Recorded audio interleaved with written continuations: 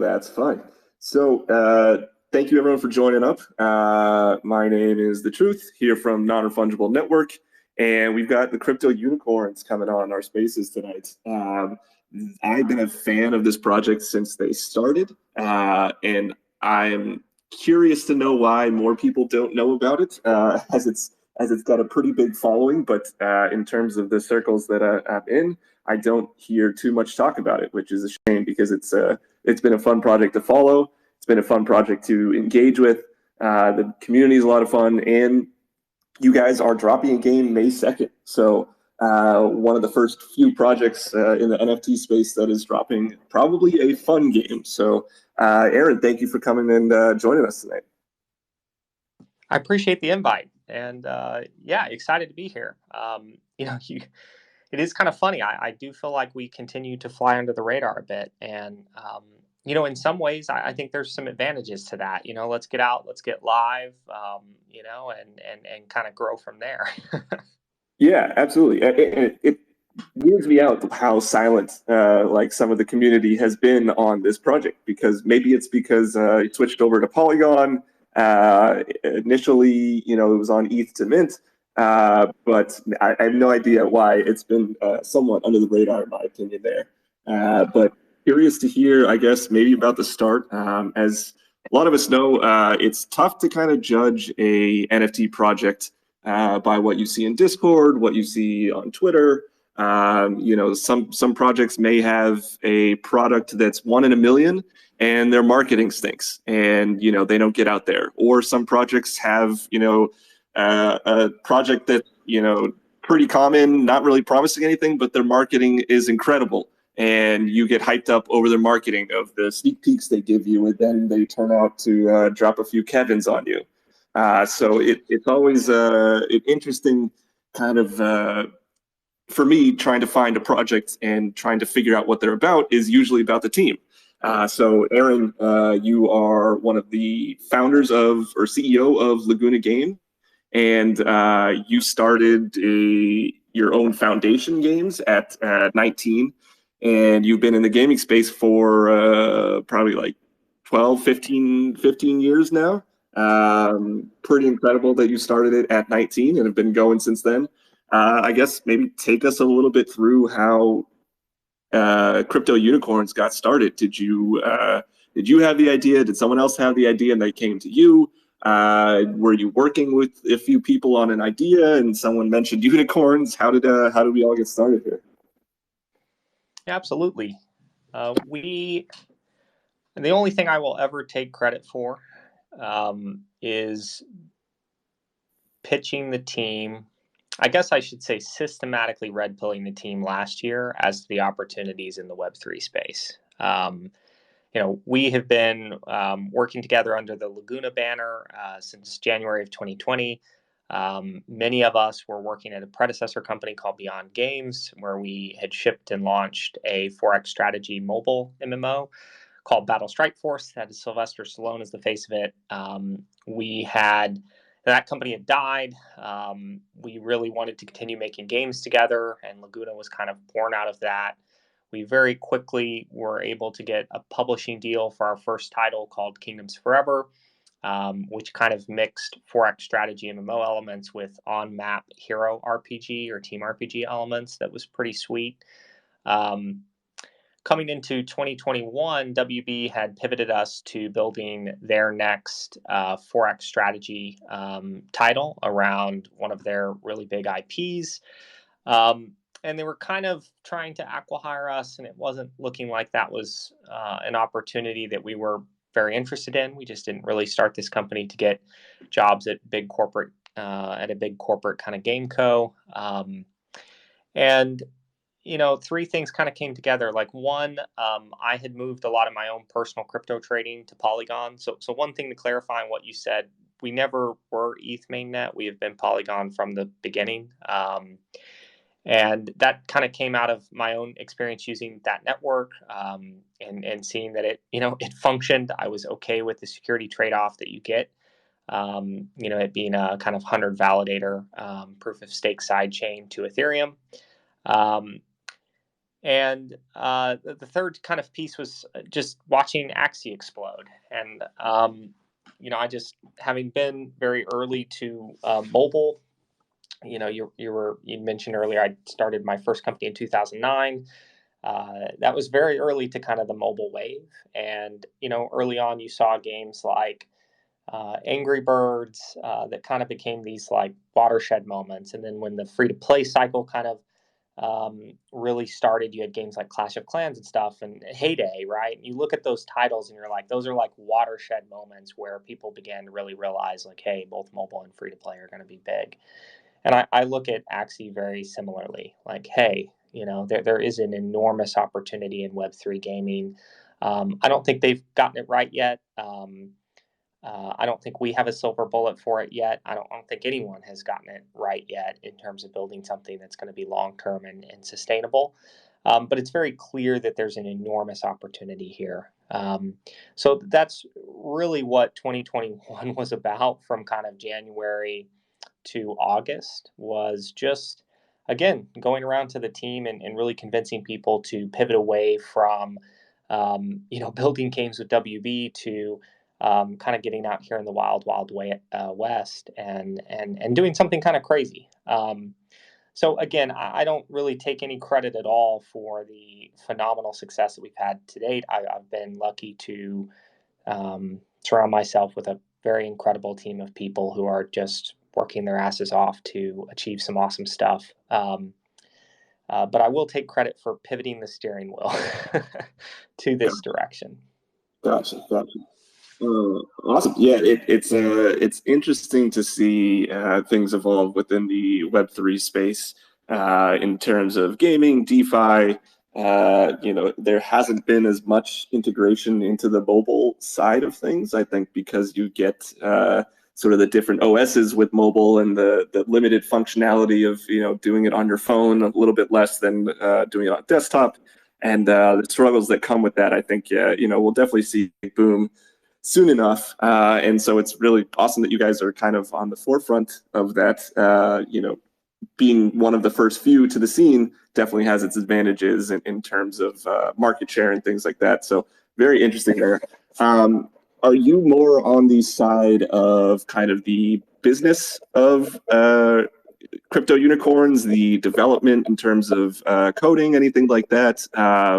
The tokenomics, where does your expertise, I guess, lie in the project? Yeah, I mean, until recently, I was the product director and product owner.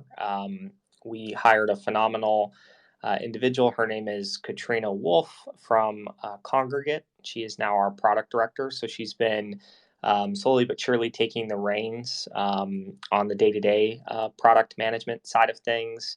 Outside of that, I work very closely with the design team on kind of what I would consider the macro token economic side of things, right? So, I did a lot of the design around the staking system and all of that kind of external to the game stuff. And then Jeff Witt, who is our design director, handles a lot of what I would consider the more like micro token economic design, the systems design, how we interlace that with our soft currencies in game and things of that nature. My co-founder, Stephen Garcia, he's our CTO. He is certainly one of the technical masterminds at our company. So you're speaking to much more of the product, and I also do like all the treasury management, and I'm the furthest down the crypto rabbit hole in terms of understanding self-custody and security and all of that kind of stuff. So I cover a lot of things. As you can see, it was a very good thing we hired Katrina to come on and help us on the product front, because I had too many jobs to begin with. Yeah, that's always I think probably a lot of people who get into the crypto NFT project space quickly realize how big some of these projects can become, and the necessity for at least having a team that can handle whatever issues come up and not be overwhelmed with too much stuff and get bogged down. You kind of got to let people do their individual jobs there, or else it's pretty tough to handle everything yourself. So it's cool that you guys have, such a large team that is pretty established in the gaming community in terms of their resumes and things like that. Again, it funnels me why more people don't know about this project and the team that you guys have behind it. You see hundreds and hundreds of people touting that they've got people from all the different game studios, all the game devs, Disney, blah, blah, blah. And, their projects flop, whereas this one has been kind of quiet and you guys still have that resume of people who have been in the gaming industry for quite some time. So hats off to you guys for kind of assembling that team. And who's heading up the marketing side of your project there? So Brian Akaka, who is our CMO, and then we have a phenomenal woman named Nanessa, who is our head of community. And both of them in tandem have just really done phenomenal work thus far in growing and engaging the community, particularly on Discord and on Twitter. Is that a sparkly unicorn? Is that yes? No, Nanessa is manic. Marianella is sparkly. Marianella is Nanessa's right-hand person. Gotcha. They have both been awesome. The Discord is a lot of fun, very clear with all of the instructions, as there are a lot to kind of get into the kind of ecosystem of crypto unicorns. There's definitely a lot of instructions, but they make it pretty clear. There's always fun stuff going on, and you guys have sort of a unique system within the Discord itself that's almost a game within a game. You've got kind of choose your own adventures. You've got capture the land. You've got mini quizzes that come out for like the bigger picture, where people have to guess what the item is based off of a small section of the picture relating to the unicorn lore. There's just always something going on at the Discord, which I've found a lot of fun that a lot of other Discords don't have, where you guys always have something going on, and it's fun to kind of check in. Some other Discords, you kind of wait for an announcement and hope that maybe it moves the floor price or something like that. But you guys kind of always have some interaction going on. A lot of fun. And I think that definitely keeps the community engaged and wanting to hear more and wanting to be involved in the project. I know you guys have a lot of contests and things like that. So definitely hats off to you guys for kind of the ecosystem that you have just within the Discord community, let alone the gaming part of what you guys are putting on. So the game is dropping in what, 2 weeks, 3 weeks? Yep, 2 weeks. Less than 2 weeks. Awesome. I've seen all of the teaser videos of kind of building on the land, farming, things like that. Do you guys have any maybe special announcements or special things coming up with the drop that we haven't seen yet in some of these teaser videos that we're going to get to see? Yeah, in the next 2 videos, diving in kind of the nursery, showing off obviously, breeding and things of that nature, as well as the Rainbow Token Marketplace, where you're going to be able to kind of buy and sell these, soft currency bundles for RPW tokens. So seeing all that stuff come together, and those will definitely be a big part of the next couple of videos. And then we're also trying to, I think, showcase more of the process around, hey, when you submit a breed, that's a very complicated blockchain transaction that's waiting on a Chainlink VRF, return, and then, gonna print out to Arweave and then eventually get to your wallet. And so, it ends up being a couple of minute process. And obviously it's very transparent. It's very trustless. We're not throwing everything into a black box that we can control and tune. And it's very much part of our belief that, you need to be as Web3 forward as possible with the current tech and tooling that kind of exists in the space. And so I really hope to highlight in the next 2 videos that process so people can kind of understand what's going on around the hood. We do have plans to improve things over time.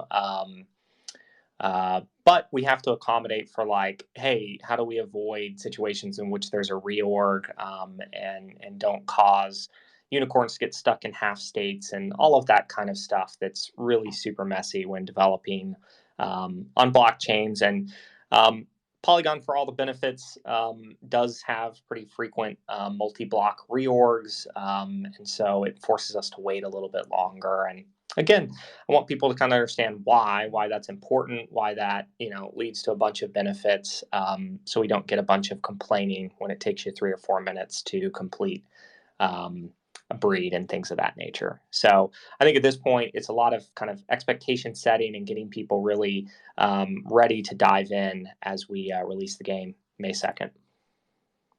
Awesome. Yeah, it can be, for new people coming into the crypto and NFT space, it can be kind of nerve-wracking when you submit that transaction and you're waiting and nothing happens, and some other people are saying, oh, I got it, I did this, I did that, and you're waiting to see if you sent it to the wrong address or something like that, and it definitely can be kind of nerve-wracking.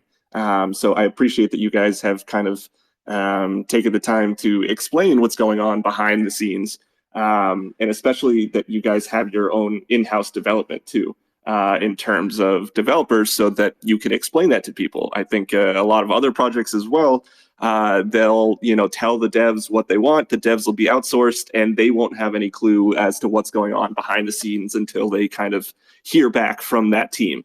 And it can be kind of that communication line that gets broken that causes FUD, causes people to panic. So you guys kind of getting ahead of that and announcing things and telling people, hey, here's what's going on, here's what you're probably going to see. If you do, don't worry, we're working on it, things like that. It really helps kind of people getting into the space for the first time to kind of see, oh, this is how communication between the project founders and the team should happen between them and the community. I think a lot of projects kind of get away with having minimal communication, as they don't have all the answers, so they kind of tease things out, or they'll drop secret stuff, and you guys have always been very upfront and forward with a lot of the stuff, which is great to see. So thank you for that part of it. Yeah, I mean, it's part of our, we don't have much of a philosophy that we joke about. Just keep your head down, be humble, and focus on shipping. And I really hope, you've mentioned many times that you're surprised more people don't know about us. I mean, right now, I think we need to get out, and we're perfectly primed to grow at a sustainable rate with things like how we're, how you unlock more land and things of that nature. These systems are a bit different than other titles in the space, where they've kind of like upfront sold huge chunks of land and stuff. And again, I think we've organically grown in a way that's helped us to find and ramp up people who genuinely care about the future of the project. And I would hope kind of the space at large and in general. And I will take that over, these 100K plus Discord communities that are largely just bots, right? You can kind of suss out the projects that are really paying to try and get build hype. And so I will grow slower if it means higher quality people. And I mean higher quality in the sense that they think long term, they genuinely care about the IP and the experiment that is this building in this Web3 kind of paradigm, or whatever you want to call it, right? And I think too often, especially on ETH mainnet, you have projects just going after the cash grab, and really aren't fully embracing the space. And fully embracing the space means you kind of have to deal with a lot of bullshit. I just mentioned the difficulty of building in a Web3 forward. Anyway, it's difficult. It's definitely difficult. But we're excited to be one of the projects that I think is at the forefront. And again, I really expect us to start to get a lot more eyeballs and attention as the game launches. And I would expect to see the community grow. Yeah, I 100% see that happening, especially once the game drops and people are interacting with it. I think it'll be fun to see a game that's fully developed and isn't, maybe stick figures and stuff that people have been promising in a lot of other projects and whatnot. So I'm definitely looking forward to that. Maybe we'll switch the conversation. We've gone through kind of decent amount of game background, who you guys are, the team.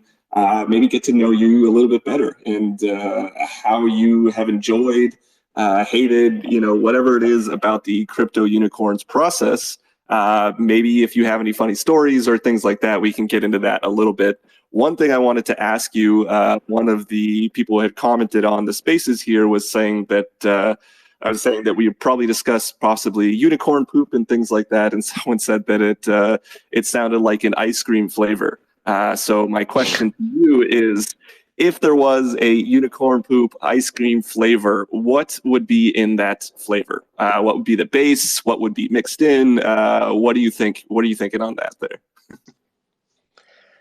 Well, if you've seen the image, it's more of like a sorbet, right? So you probably got like mango, you got a little strawberry in there, and maybe a little blueberry is kind of what I would say. So I think unicorn poop's probably more of a sorbet over an ice cream if we're really going to get technical.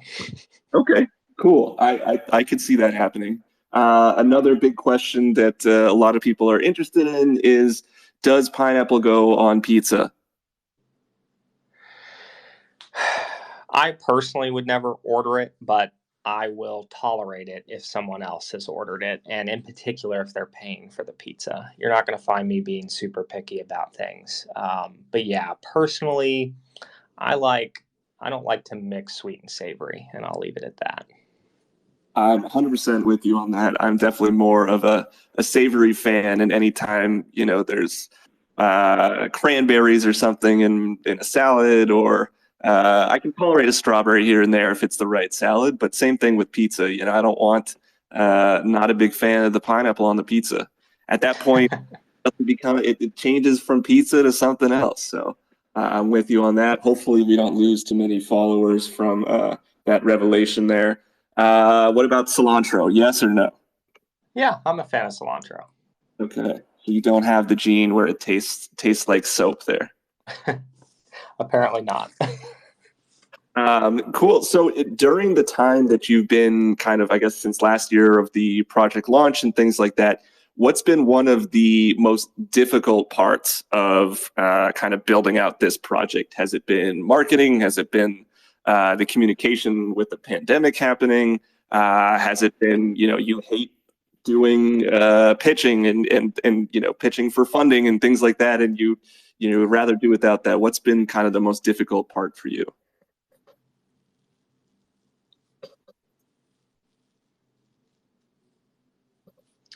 I think the most difficult part has been the challenge for us as a developer, adding in the kind of Web3 piece on top of existing game and server client architecture. You're kind of taking many, many steps back, right? Blockchains are a hell of a lot slower than AWS, right? Hmm. And you're talking to somebody who very much believes in the benefits that the primitives that come off of blockchains, give us, like self-sovereign identity and the ownership of your own data, and obviously money and all of that great stuff. But having been mobile game devs for so long, like that's been a real challenge. WebGL in a browser is also a huge challenge. You're actually taking a step back from mobile phones. And so, those have been two things that are just challenging. It's already hard enough to put all the pieces together to get a, really solid kind of game experience out the door. And adding that just third piece, really does increase the complexity enormously. I keep telling this joke, but it's like this idea that like games are fucking hard enough as it is to be successful. They fail at an extremely high rate.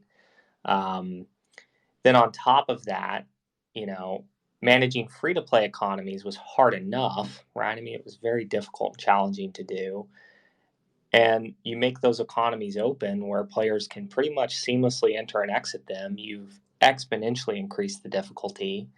And then on top of that, you're trying to build a government, a form of governance in the form of the DAO. And it really is insane when you think about it. It's a very, very challenging thing to pull off. And again, we pivoted in August and started building and are shipping in under a year. So the team is really kind of pulling off a miracle every single day. So I don't know if that answered the question, but everything we do is very, very hard.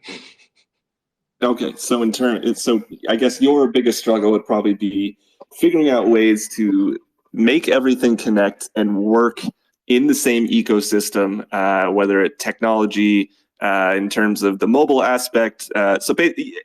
It's tough because this isn't a huge market currently where there's protocols, there's GitHub, there's things where you can kind of, build off of someone else's, wheel per se, and just use that wheel and build on top of that. This is kind of a new frontier in terms of involving the blockchain with the gaming aspect to make it something more than just, you click for a transaction. And that's the extent of your, DeFi gaming, quote unquote. There's a lot of projects out there, something like DeFi Kingdoms, where it's, a lot of clicking and not too much interaction besides you do one thing and then you wait for a while. I definitely see that being a tough aspect, especially with the slowness of blockchain and the limitations that it has. I can see that being very, very challenging to make something that not only works, but is also enjoyable to play.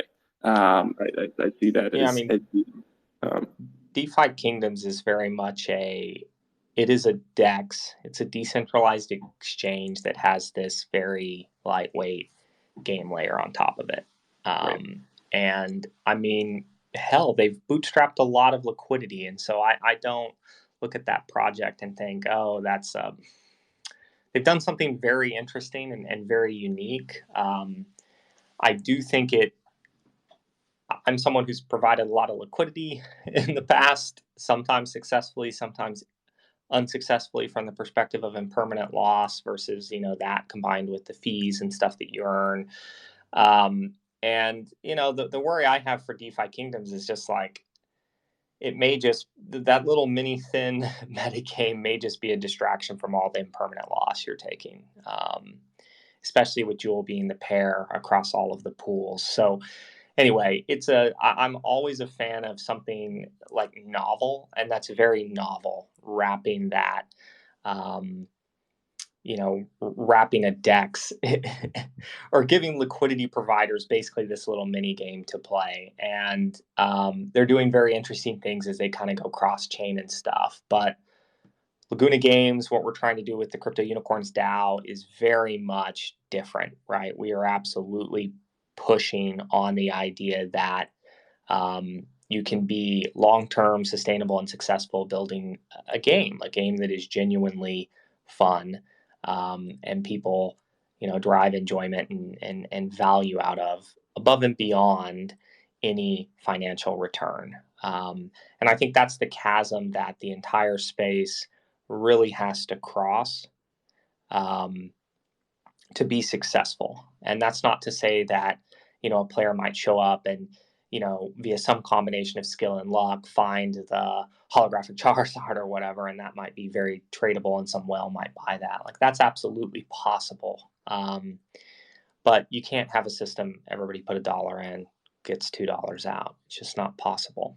So I'm very interested to kind of see projects in the space continue to iterate and evolve as we all kind of react to, effectively everybody's running experiments is how I view it right now. And the beauty of the space is that we can kind of see which ones are working and which aren't.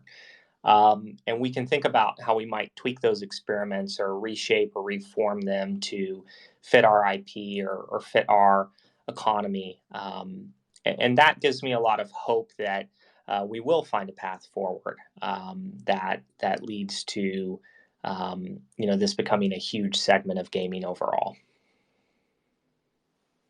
Awesome. Interesting.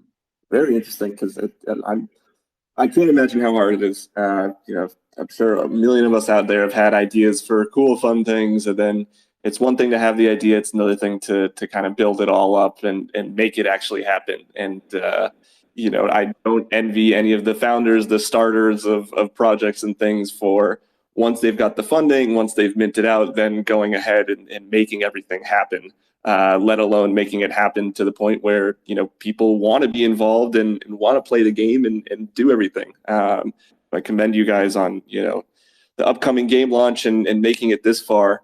What about the joys of the project, I guess? What has been like some major milestones that you guys have fought for, or ideas or fun things that you guys have come up with where you're like really proud of kind of what you've done so far?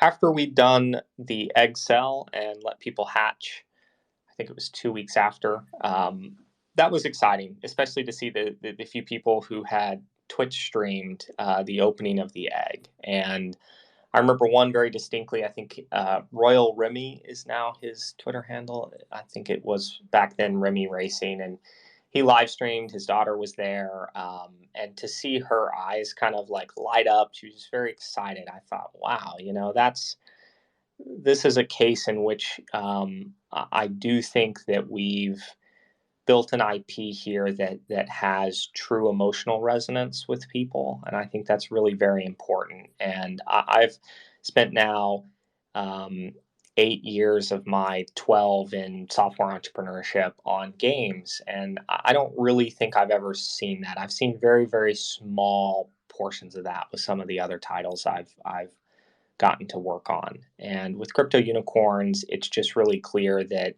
we've kind of captured a little bit of lightning in a bottle here, and that's very, very special. That's very, very special. I think shifting forward, just seeing the community across all the fan art events and things, and in some cases completely unsolicited, create really phenomenal stuff. The whole Easter egg fan art thing was just phenomenal to see. People aren't just, they were really doing things that were incredibly creative and clearly took a lot of time. And that feels special to me. And so I think those are definitely the positives, and probably at this point, thousands of just funny little Discord interactions over the course of this. And that's the big difference. I do think some communities you have, bots, or you just have people who are like win token, all this kind of shit. And we certainly have our fair share of that. I think every community in the space does. But there's a group of people who, again, are not necessarily even mods, who are just in chat, who care, who are trying to help new people, ramp them up, teach them. That kind of stuff is just really fascinating to me. You don't see that kind of stuff in free-to-play gaming at all. Where is the Candy Crush Discord? What would that even be like, right? And so anyway, those are the things that are top of mind that for me, I think are really special, and that helps drive the team. Again, the team's working their asses off. People are crispy. They have been pushing for a very, very long time, and they're happy to do so because we all see the North Star and we see what's on the other side of this if we're successful. And being able to go into Discord, see things on Twitter where people do seem to genuinely support the team is really incredible. Absolutely. I'm just thinking about, if Discord was not a part of NFT projects, just thinking out loud, I don't think we would be a quarter as far as we are in the space right now in terms of adoption, in terms of community and things like that. It's really interesting to kind of see that, because you have, this marketing machine that is NFTs and things like that, but with a lot of products and sales and games and things like that, you don't get to see the behind the stuff scenes. You don't get to interact with the team, the founders. You don't get that whole process of going start to finish with the mint, with talking in the Discord, with having these AMAs, with getting to know the team, with meeting people, within the community. There's not, maybe you see something on Instagram, you see a picture, you see maybe a tweet, but there's no place like the NFT space to kind of join a community, find your people. Similar to kind of, I guess, us with Non-Refungible is we have been in the space for a bit, and we kind of all worked on some projects together, have gone through the rigmarole of, finding projects that are rugs and, dealing with communities that are just toxic. And we kind of wanted to start a space that helps people educate themselves, onboard new people into the space, just hang out and have a good time. And I've met some incredible people just from our Discord. I talk every day. I talk to them more than my IRL friends because I'm in Discord all the time, just kind of, seeing what's happening, seeing what's going on, hanging out.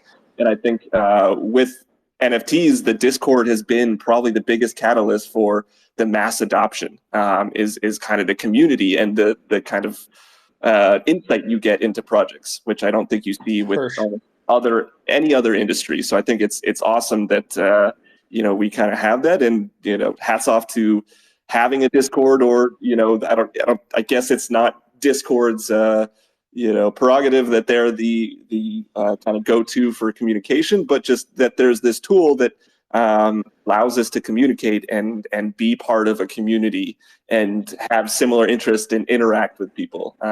It's really cool to see. I mean, honestly, my biggest miss, because I did not own any NFTs all of last year, except in the ENS domain. And I have a very good friend who's an advisor now. He's raised a fund, Two Punks Capital, with Jacob Martin. So shout out to Steven. He's the guy that kind of fell down that rabbit hole. I was still very focused on a lot of my, we'll call it DeFi strategies, just from like a personal standpoint. And I missed the idea that, like, listen, you buy an asset that you obviously can prove you own. There's no ability to forge one of these things. No one's ever forged and convinced another Bored Ape Yacht Club holder, right, that they've got an ape, right? I mean, we're like living off of these or building off of these primitives that the unforgeability and the trustless nature of this stuff is very, very interesting, right? But I missed the point that, like, you could buy an asset and instantly belong somewhere, and that's a very human thing. That's a thing that I think the vast majority of people want, and you see it all the time in the real world. If you drive, if you are into motorcycles and you have a Harley Davidson, right, and you pull up to a bar where another Harley is there, right? Like, you may not be best friends, but you have something in common. You have something to talk about. And I think NFTs are a very interesting social phenomenon from that perspective. And right now, a lot of the social activity is in Discord. I hope more and more over time, it of course is in game, right? And social networks that have game loops at their core likely will retain and sustain far longer than any one game.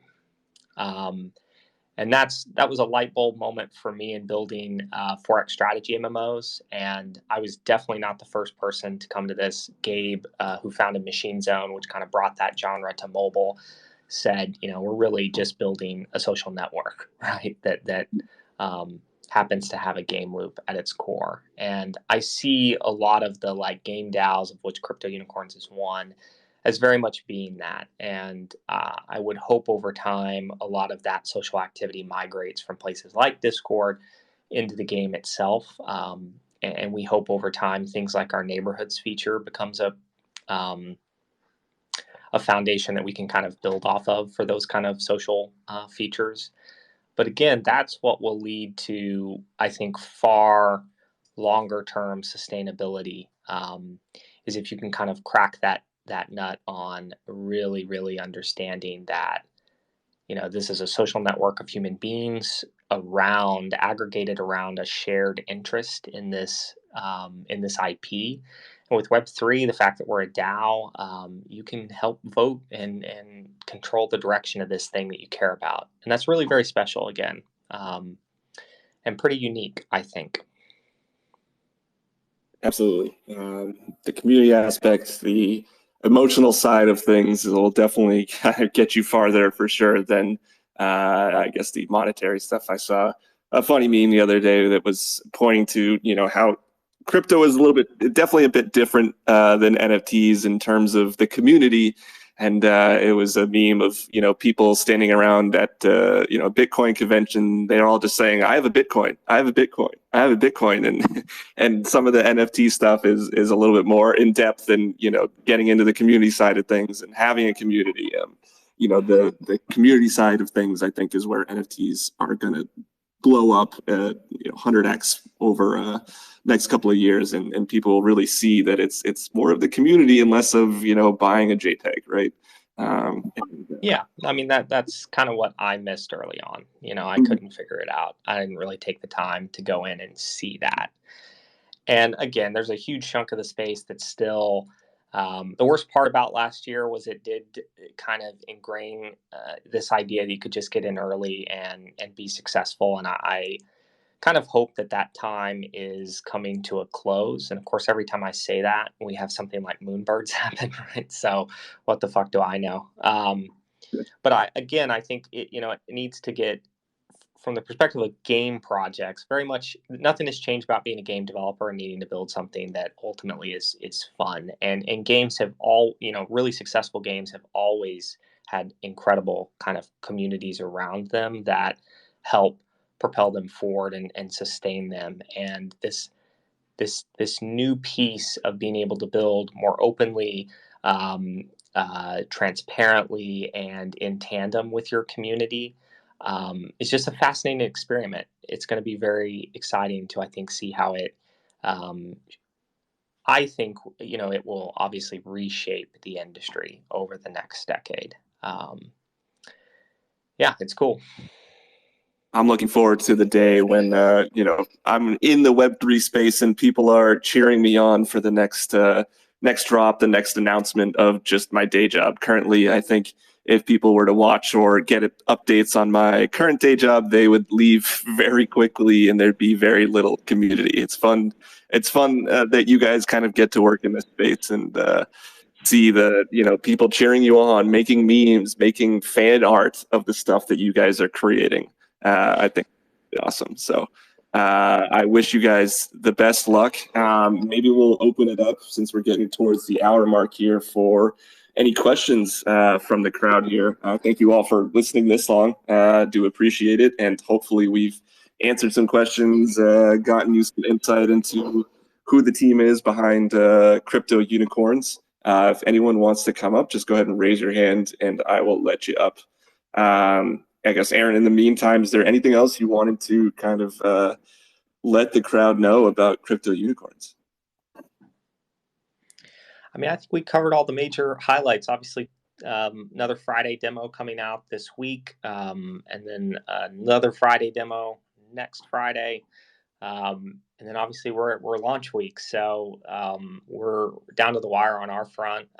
Very focused on just tightening things up and getting it in a state where we're comfortable getting it out there. And again, gonna really solicit the community to help us in the early days find and crush bugs. And that's a little alpha leak, or there is a little alpha leak here. We're going to be putting forward a proposal that kind of puts forward a more official kind of bug bounty program. We'll have one down the road that's more on like smart contract exploits and like really severe kind of like critical things that will be larger. But we're going to be structuring a RBW bug bounty program. Basically find a bug, follow our steps to give us like the repro steps and stuff. And if it leads to a fix, you get a nice chunk of RBW. And that's another way we can like embrace the community to help us make the game better and again distribute tokens. I think too often projects in the space are like very focused on staking and play and earn, and it's like, well, there's so many other ways to distribute tokens to people who add meaningful value and impact. And so anyway, that's something that's top of mind. I'm hoping to get that out next week in our forum, so people can kind of comment on that structure, and then hopefully get it to Snapshot prior to us going live, so that we can kind of roll forward with an official bug bounty program. Awesome. I'm very excited to hear that. I'm very good at breaking stuff, so I'll be happy to keep playing the game once it comes Excellent. out. Yes, I want people to not be pissy. I want people to go, how did I break that? I'm going to tell the team exactly how I broke that, and we'll give you some RBW because it's a huge service. It's a win. Yeah, exactly. I know a lot of, you see these I hate it, but it's also the greatest, marketing scheme out there of companies sending out, surveys and things. You can get feedback, you can get user testing for free, right? But you guys are obviously going to go one step further and reward the people who are helping you out. So it's we've got Shazbot requested to come up and speak. How's it going, Shaz? Hey guys, quick question for Aaron. On the day the game launches, is there a specific time you're aiming for? Because I took the whole day off, and I need to know if I need to take a nap ahead of time or what. I can tell you it'll probably be in the late afternoon Pacific time. So cool. Thanks. Probably later than 3. Okay, perfect. Yeah. Cool. But yeah, no official time yet. I think we'll see how all the deployment stuff goes next week, and then solidify something prior to the demo on Friday the 29th.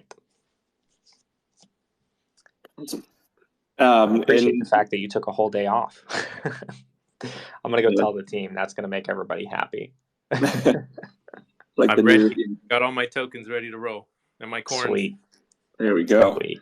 Thank you, sir. And maybe one more question here from, I guess there's no other questions from the community here, but in terms, I don't know how technical you can get in terms of the stress testing that you guys will be doing or have been doing. I know we see a ton of projects, Cool Cats, Gutter Rats, pretty much every single project that has a major drop coming up and the hype is out there, and they launch and they realize that they didn't account for, the network traffic, releasing the contract first and, a bot getting a hold of it and spamming it or something like that.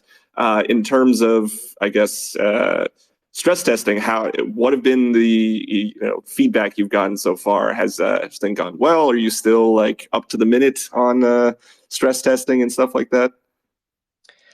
Yeah, I mean, most of our focus right now has been on optimizing the performance of the client. So we did notice, and this is mostly just WebGL being single thread, which is a nightmare.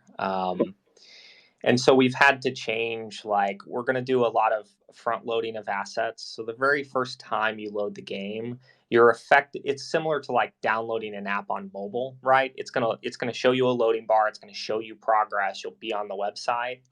But that will take a few minutes, even on a pretty fast connection. So if you're on a slow connection, again, it's like downloading a 100 megabyte mobile app. The nice thing is it's cached, so as long as you don't clear your cache, the load after that is very quick. And again, front loading all those assets eliminated the vast majority of the hitches and things, and we got it up from 30 all the way to 60 frames a second, which is pretty impressive on WebGL. We're also including a toggle that will turn off things like shadows, which will just reduce the overall pressure on the CPU. And again, so that's kind of been our focus. I think as far as our smart contracts and things are concerned, we're obviously undergoing audits. We have a number of incredible advisors, who've led projects like Convex. We've got Nick Munge, who, created the Diamond contract standard. So he's a very senior Solidity dev, working with groups like HackerOne. And so I feel pretty good about that kind of stress test.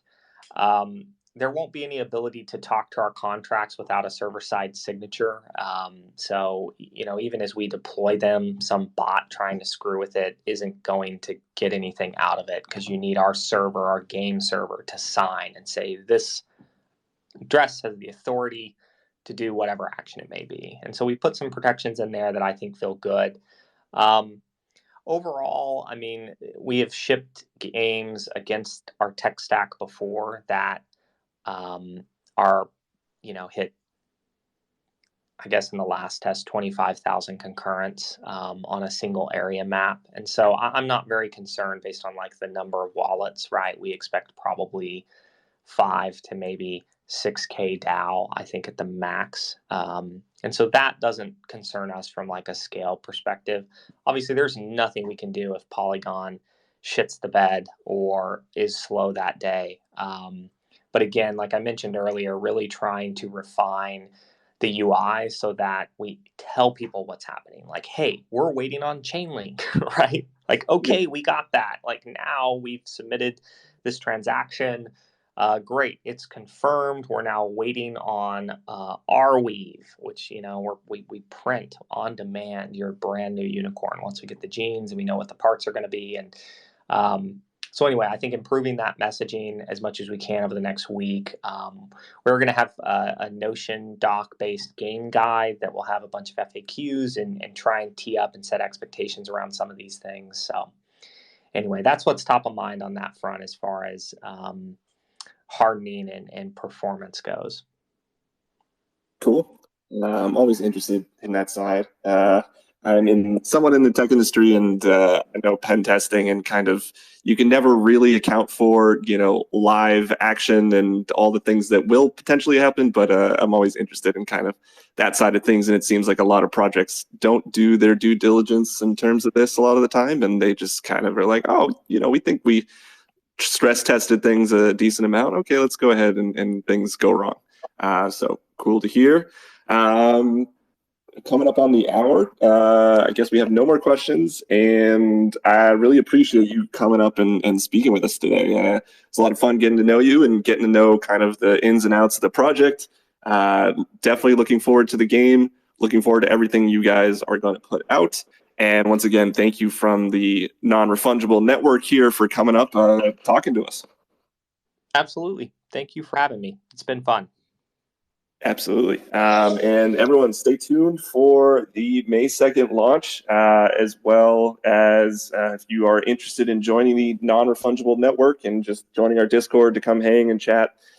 We are not pushing anything. We are not. We don't have an agenda. We have an agenda to have fun, make some friends, and try and enjoy the Web3 space together.